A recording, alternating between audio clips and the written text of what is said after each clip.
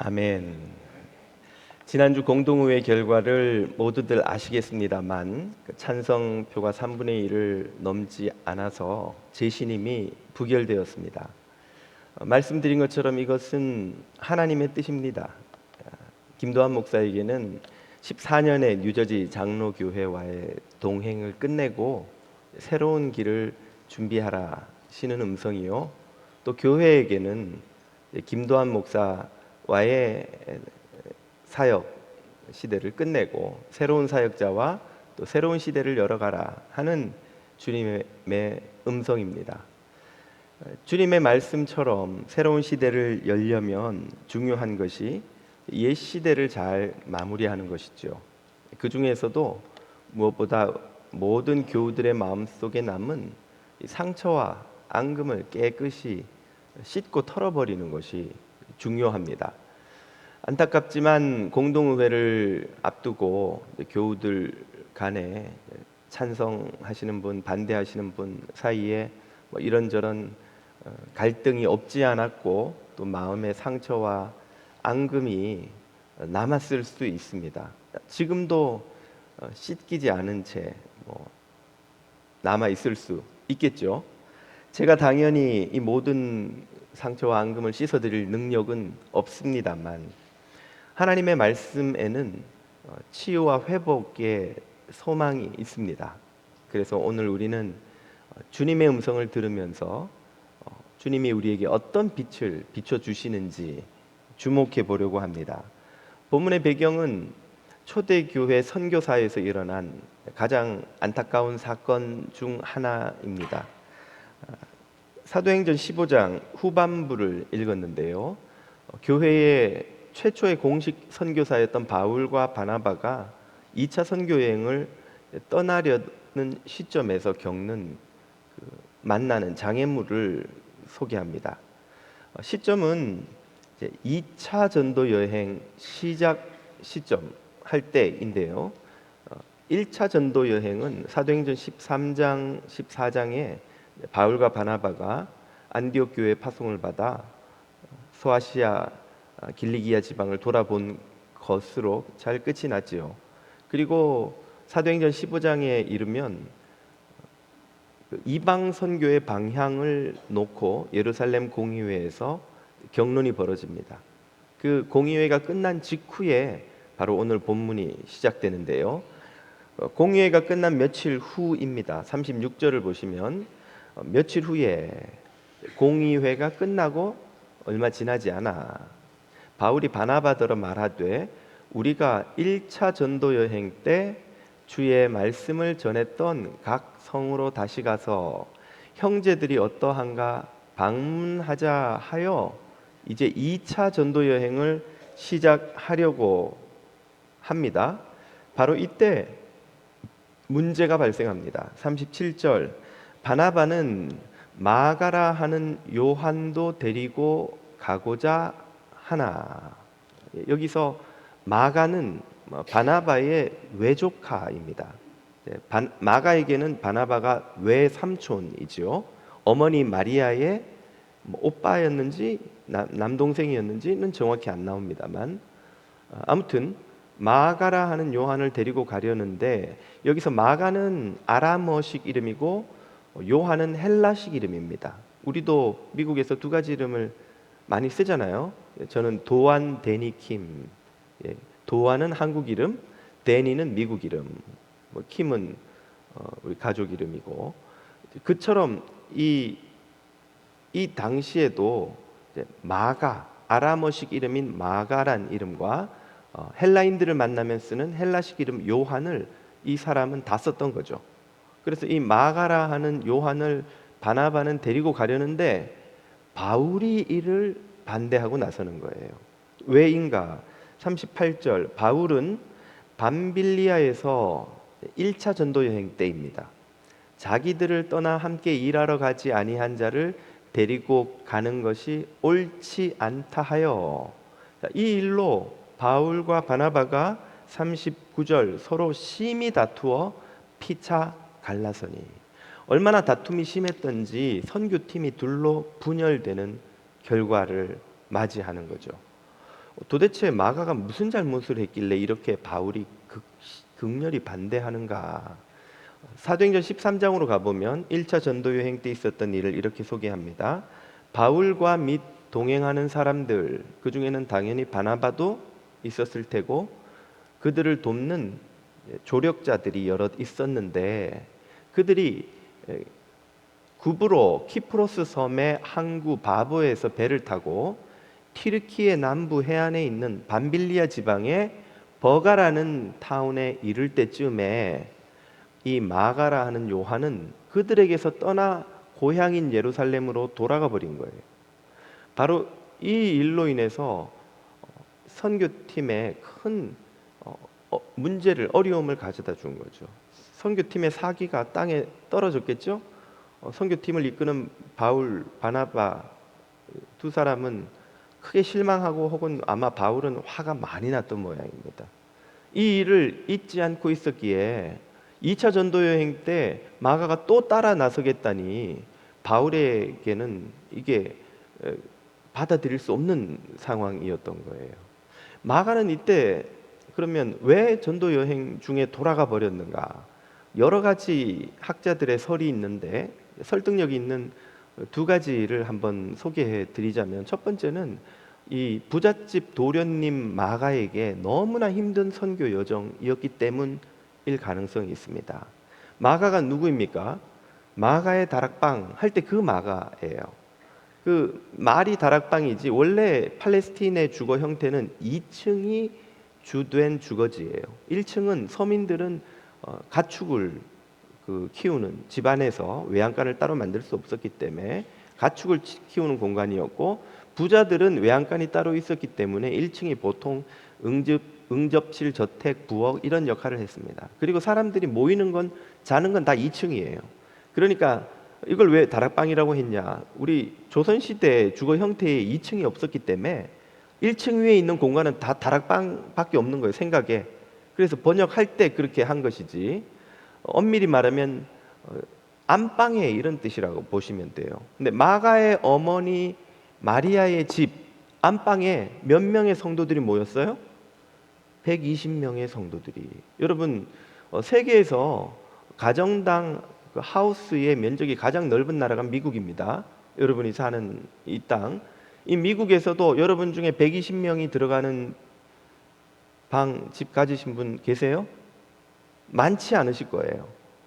하물며 지금도 그런데 2000년 전에 120명이 들어가는 저택을 유대 지방의 수도 예루살렘에 가지고 있었다. 여러분이 지금 성지순례를 가셔서 예루살렘 박물관을 가시면 여기 우리 오클은 한 절반 정도 잡으면 되겠고 8팍 예배당 정도 되는 크기로 1세기 예루살렘 그 시티를 그대로 복원해 놓은 모형, 야외 모형 미니어처라고 하나요? 그런 게 있습니다. 그대로 이렇게 위에서 다 내려다 볼 수가 있어요.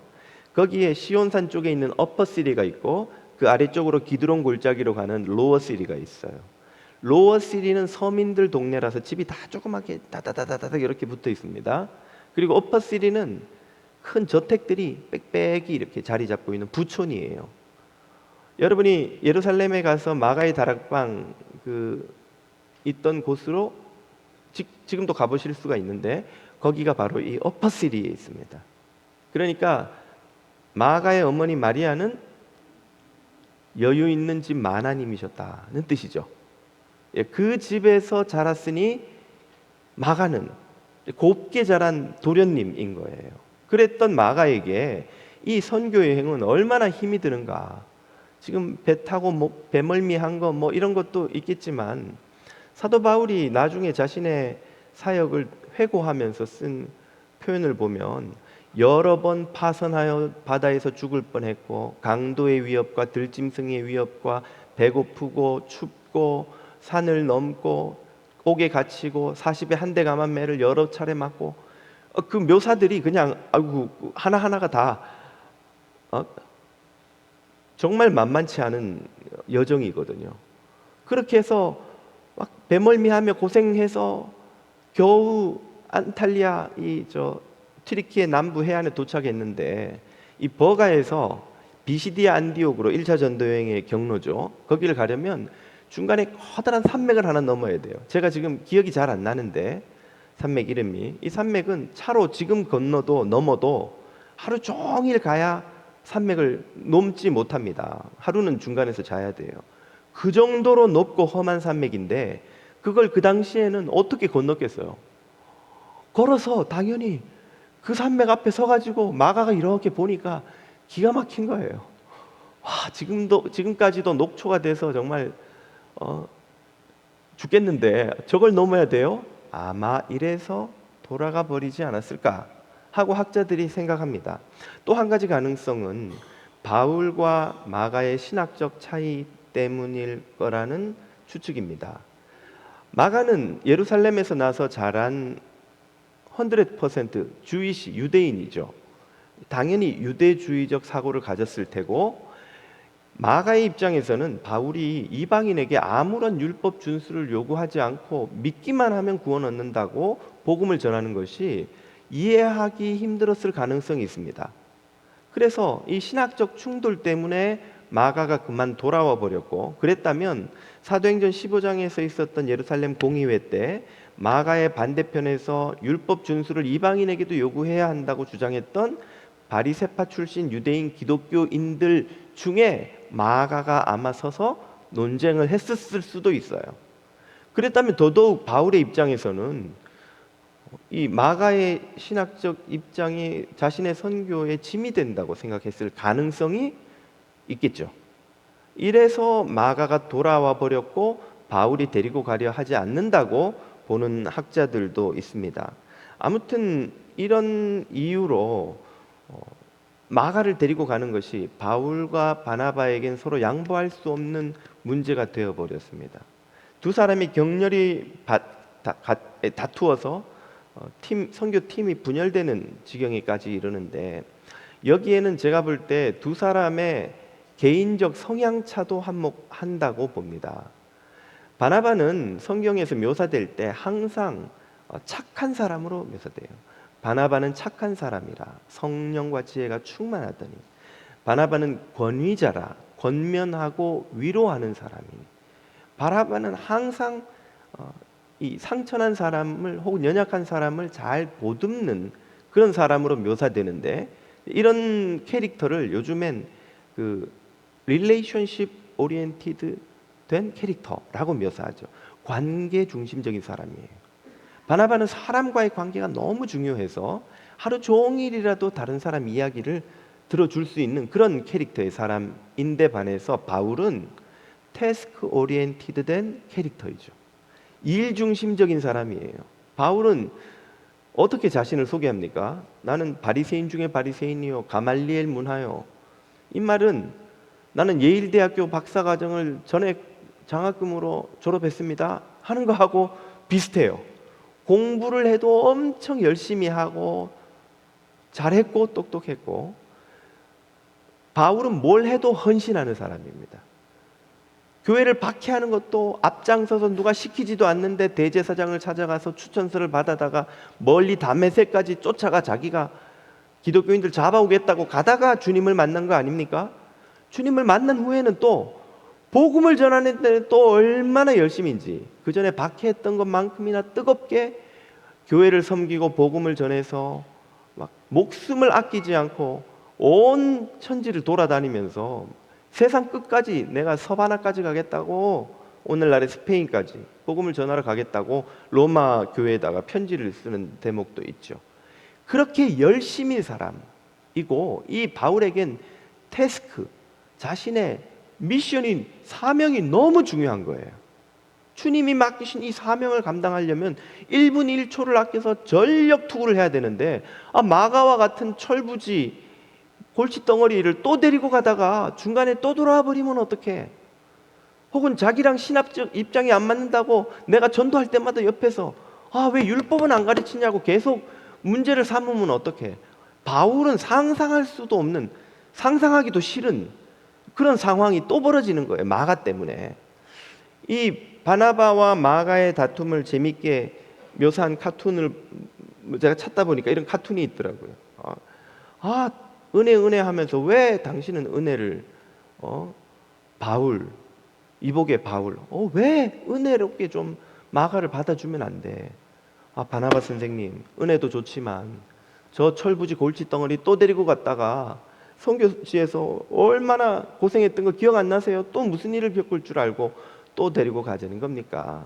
이런 식의 대화를 주고받으며 다투지 않았을까 생각해 볼 수 있죠. 아마 오늘날처럼 이런 성향의 차이가 있다는 걸 아는 시대였으면 바울 자네는 태스크가 중요하지, 바나바 선생님은 릴레이션십 때문에 너무 집착하시는 것 같아요, 뭐 이러면서 좀 대화를 풀어갈 수 있는 여력이 있었을지 모르겠어요. 아니면 MBTI 해보자고, T야 F야, 자네 늘 T야 보니까 뭐 이러면서 좀 해결할 방법이 있었을지 모르겠는데, 아무튼 당시에는 이 두 사람은 이견을 좁히지 못해서 결국은 크게 다투고 서로 분리되고 맙니다. 39절 이하를 보면 그 결과를 이렇게 소개합니다. 서로 심히 다투어 피차 갈라서니, 선교팀이 둘로 분열된 거예요.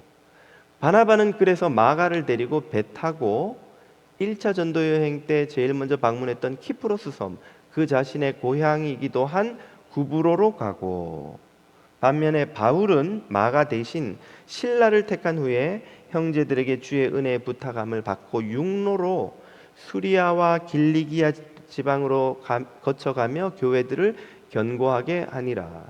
지금 안디옥에서 빨간색은 바나바가 떠난 일정이고 파란색은 바울이 육로로 이동한 일정입니다. 이렇게 두 개의 선교팀이 서로 갈라졌죠.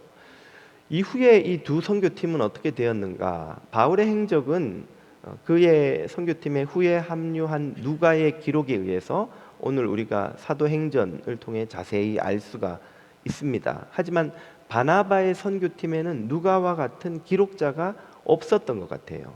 그래서 우리에게는 안타깝게도 남겨진 자료는 없지만 초대교회 전승에 의하면 바나바가 키프로스 섬에서 복음을 전하다가 그곳에서 순교했다는 그 전승이 내려옵니다. 지금 여러분이 키프로스 섬을 성지순례로 방문할 기회가 있으면 바나바의 무덤과 기념교회를 들러보실 수가 있죠.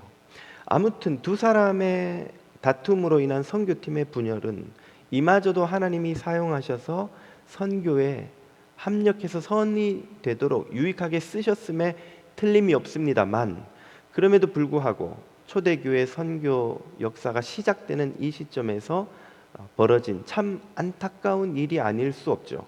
무엇보다 바나바와 바울의 관계를 생각하면 더욱 그렇습니다. 바나바가 누구입니까? 바울에게 있어서는 평생의 은인이라고 할 수 있는 영적 선배요, 리더요, 은인이라 할 수 있습니다.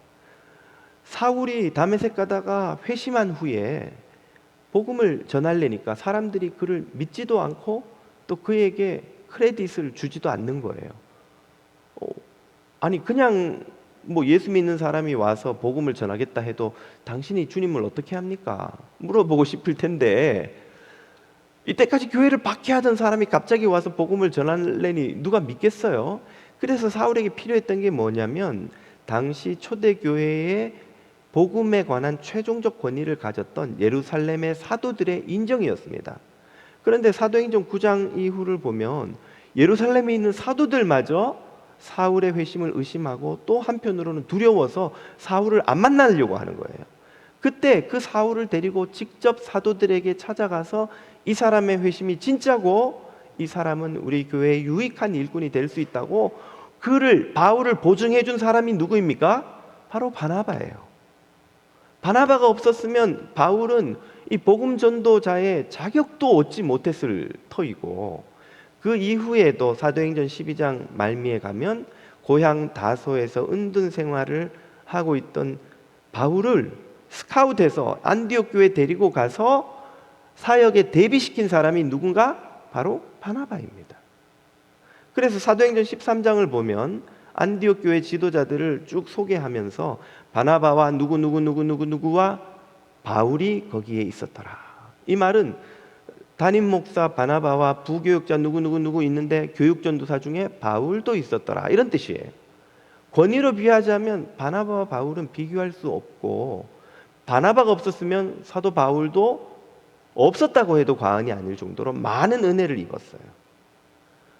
사도행전 13장에서 최초로 바나바와 바울을 안디옥 교회가 파송한 후에도 당연히 마가와 같은 평신도 조력자들이 함께 따라갔겠죠. 그래서 그런 마가가 떠나는 에피소드도 나왔던 건데, 그때도 권위는 누구에게 있었겠습니까? 당연히 바나바의 지도 아래 바울이 조력하는 사역자로 쫓아갔을 거란 말이에요. 모든 면에서 바울은 바나바에게 은혜를 입었어요. 바나바 선생님이 없었으면 그 청년 바울, 사역자 바울도 없는 거죠. 그랬던 바나바와 바울이 이 마가 때문에 대판 싸워서 팀이 분열되기까지 해버렸으니, 얼굴도 안 볼 사람들처럼 헤어져 버렸으니, 바울에게 있어서 이 마가는 어떤 존재였겠습니까? 이뻐할래야 이뻐할 수가 없는, 생각하면 머리만 찌끈찌끈 아픈 골칫덩어리, 철부지. 이 마가 때문에 바나바 선생님하고 내가 철천지 원수가 돼버린 그런 문제를 만들어낸 골칫덩어리가 아니었겠냐 말이죠. 그러니 바울에게 있어서 마가와 관계가 회복된다는 게 가능해 보이기나 했겠습니까? 혹은 저런 문제아가 교회에 제대로 된 일꾼이 되리라고 기대할 수나 있었겠냐는 말이죠. 우리가 바나바와 바울 옆에서 그 다툼을 지켜보고 마가의 상황을 봤다면 아마 이 모든 질문에는 no, never, 절대 그럴 가능성은 없어 보입니다 라고 답했을지 모르겠습니다. 그런데 성경을 보면 놀라운 반전이 뒤따라옵니다. 도저히 마가를 용납할 수 없었을 법했던 그 바울이 말년에 감옥에 갇혀서 쓴 편지들을 보면 마가가 완전히 다른 인물처럼 묘사가 돼요. 바울이 말년에 감옥에서 쓴 편지로 보는 디모데후서 4장을 보면 이렇게 나오죠. 대마는, 이 표현은 바울이 지금 감옥에 갇혀 있다는 걸 전제로 봐야 이해가 됩니다. 그 당시 감옥은 정부가 먹을 것 입을 것을 지금처럼 세금으로 공급해 주는 데가 아니에요. 그냥 감옥에 가둬두기만 하면 가족이나 지인이 밖에서 먹을 것 입을 걸 다 공급해 줘야 됩니다. 아니, 밖에 있는 시민들도 먹을 게 없던 시절에 정부가 세금 걷어서 죄수들까지 먹였겠어요. 그러니까 재판도 못 받고 가족이 없으면 감옥에 갇혀 있다 굶어서 죽는 죄수들이 비일비재했던 시절이에요. 그래서 감옥에 갇혀 있는 바울을 돌보던 동역자 중에 대마는 세상을 사랑해서 떠나가 버렸어요. 나를 버리고 데살로니가로 가버렸고, 그레스게와 디도는 사역 때문에 내가 갈라디아와 달마디아로 보냈고, 누가 나를 옆에서 도와주는가? 누가만 나와 함께 있으면서 먹을 것도 때마다 공급해주고 겨울에는 이불도 주고 하는데, 디모데야, 네가 올 때 나를 생각해서 마가를 좀 데리고 와라. 그가 나의 일에 유익하니라. 이 말은 마가가 있으면 내가 아주 편해, 그런 뜻이에요. 마가 때문에 내가 아주 좋아, 아주 좋아. 마가의 도움이 필요해, 그런 뜻이에요. 지금 얼굴도 보기 싫어하던 그 마가가 바울에게 아주 유익한 사람으로 둔갑해 버렸습니다. 바뀌었어요. 역시 말년에 쓴 것으로 보는 빌레몬서에도 이런 표현이 있습니다. 바울이 말하기를, 또한 나의 동역자들이 안부를 전하는데 마가, 아리스타고, 데마, 누가가 빌레몬 너에게 안부 전하네. 이 순서는 그냥 가나다 순이 아니에요. 당연히 바울의 입장에서는 더 중요하고 유익하고 친근한 동역자들을 먼저 씁니다. 제일 먼저 누가 나왔다고요? 마가가. 심지어 누가보다도 먼저. 이만큼 마가가 베드로랍니다. 이 바울에게 중요한 인물이 되었다는 거예요. 유익한 동역자가 되었다는 거예요. 도대체 무슨 일이 있었던 것인가? 2차 전도여행 초기는 한 50년경으로 보면 바울이 순교할 때까지 66년 정도까지 60년에서 66년 사이 그 말년에 바울이 이 감옥 생활을 하며 또 편지를 쓴 것으로 봅니다. 그러면 짧게는 10년, 길게는 한 10여 년의 시차가 있죠. 이 동안 도대체 무슨 일이 있었던 것일까? 정확히 우리는 알 수 없지만 사도행전에 그때 일이 자세히 나오지는 않기 때문에 짐작해 볼 수는 있죠. 바울이 여러 일을 겪으면서 또 하나님의 은혜를 경험하면서 그의 마음이 많이 바뀐 거죠. 아마 요즘 우리가 겪기도 하고 또 간증을 들으면서 종종 겪는 그런 은혜를 바울이 겪었다고 본다면 성령님께서 바울에게 이렇게 도전하시지 않았을까도 생각해 볼 수 있습니다. 야, 바울, 너는 아직도 마가가 그렇게 용납이 안 되냐? 이렇게 우리를 실망시킨 일꾼을 어떻게 또 위험하게 데리고 갑니까? 바울, 너의 과거는 마가보다 나은 것이냐? 네가 교회를 박해하고 많은 성도들의 아버지와 어머니와 형제와 누이를 감옥에 가두고 그들을 고문했던 너의 과거가 과연 마가의 저 잘못보다 가벼운 것이냐? 아마 사도 바울은 성령님에게 그런 꾸지람을 들었을지도 모릅니다. 어찌되었건 10여 년이 지난 후에 바울에게 있어서 마가는 너무너무 중요한 동력자로 바뀌어버린 거예요. 마가는 바울에게만 중요한 동력자가 된 것이 아닙니다. 베드로에게도 마찬가지 중요한 동력자가 되었어요. 베드로전서 5장을 보면 이렇게 베드로가 쓰는 대목이 나오죠. 택하심을 받은 바벨론에 있는 교회가 너희에게 문안하고 내 아들 마가도 그리하느니라. 베드로에게 마가가 아들이라는 거예요. 무슨 아들일까? 요즘도 그렇지만 옛날에도 아주 가까운 동역자, 조력자, 후배들을 아들, 딸처럼 이렇게 부르기도 합니다. 베드로에게 있어 마가는 어떤 중요한 동역자였는가? 많은 학자들이 마가가 베드로의 통역사였다고 봅니다. 베드로는 갈릴리에서 태어난 고기잡이 하던 100% 갈릴리 유대인이죠. 당연히 아람어밖에 못하고 헬라어를 전혀 못하는 사람이죠. 근데 교회가 이방 지역으로 막 퍼져나가서 이방 교회가 여기저기 생기자 12사도 중에서도 수제자였던 베드로가 당연히 그곳에 가서도 복음을 전하고 설교를 해야 하는데 그 통역을 누가 하냐는 거예요. 예루살렘에서 태어나서 좋은 집안에서 좋은 교육을 받았던 마가, 아람어뿐 아니라 헬라어도 충분히 공부했던 마가가 그 통역을 할 수 있었기 때문에 베드로의 통역사로 마가가 사역했다고 교회 전승도 학자들도 보고 있습니다. 그리고 베드로가 가는 곳마다 전하는 그 복음을 자세히 듣고 기억했던 마가가 기록을 남겨서 오늘 저와 여러분이 예수님을 알 수 있도록 마가복음을 우리 손에 남겨준 거예요. 사복음서 중에서도 가장 예수님의 모습을 잘 묘사했다고 보는 마가복음이 오늘 우리 손에 있는 이유는 이 마가란 일꾼이 초대교회에 있었기 때문이에요. 하나님이 이 사람을 썼기 때문이에요. 그 철부지, 문제거리, 골칫덩이 바울과 바나바를 서로 원수되게 만든 그 미숙했던 마가가 복음서의 저자가 되어 초대교회의 위대한 사도 중에 한 사람으로 우뚝 선 것이죠. 그러므로 오늘 우리가 무엇을 알 수 있습니까? 골칫덩어리였던 사람이라고 해서 영원히 골칫덩어리일 이유가 없다는 거예요. 한번 관계가 틀어졌다고 해서 영원히 원수로 살 이유가 없다는 것이죠. 바울과 바나바는 어떻게 되었을까?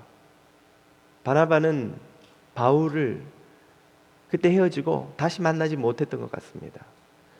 바나바가 아마도 키프로스 섬에서 먼저 일찍 순교하는 바람에 66년까지 살았던 바울과 만날 기회가 없었을 거예요. 그러나 두 사람은 당연히 하나님의 나라에서 만났겠죠. 바울이 바나바를 보고 뭐라고 했겠어요? 바나바 선생님, 그때요, 그 일 제가 선생님 뵈면 꼭 말씀드리려고 했는데 그때 마가 때문에 그랬던 거 넌 기억이 안 나는데? 마가 잘하더만. 너도 잘하고. 내가 여기서 봤는데 자네가 주님을 위해 어떤 고난을 겪는지 내가 보았네. 내가 얼마나 자네를 응원하고 기도하고 주님께 자네를 자랑했는지 몰라. 바울 정말 고맙네, 바울. 아마 그렇게 바울과 바나바가 하나님 나라에서 만나지 않았을까요? 감동적이죠, 여러분. 요 대목을 제가 소설로 써서 하면 좀 팔릴 것 같은데 한번 골칫덩이였다고 영원히 골칫덩이란 법은 없습니다. 한번 관계가 틀어졌다고 영원히 원수되란 법도 없습니다. 서양 속담에 이런 말이 있습니다. Don't burn bridges. You will be surprised how many times you have to cross the same river. 건너왔어. 이제 내 다시 여기 오나 봐. 불 지르고 그냥 가버리지 말라는 거예요. 얼마나 자주 거기를 다시 와야 될지 모른다는 거죠. 살다 보면 안 올 것처럼 생각됐는데 지금 생각하면 다시는 올 일이 없을 것 같은데 또 올 일이 생긴다는 거예요. 한국 속담에도 침 뱉은 물 다시 와서 마신다는 말이 있죠. 동서양의 지혜가 모두 한결같이 하는 충고가 무엇입니까? 다시 볼 일이 반드시 있다는 거예요. 그리고 다시 볼 때는 아쉬운 소리 하면서 볼지도 모른다는 겁니다. 그러므로 지난 일이 어찌 되었든 혹 다른 길을 갈지라도 생각이 달라서 OX를 서로 다르게 했다 할지라도 마음의 미움이나 앙금을 남겨두어서는 그럴 필요가 없다는 것입니다. 다리를 불태우지 말라는 것이요. 다시는 안 마시리라고 침 뱉어서도 안 된다는 것이죠. 만남보다 중요한 것이 헤어짐입니다.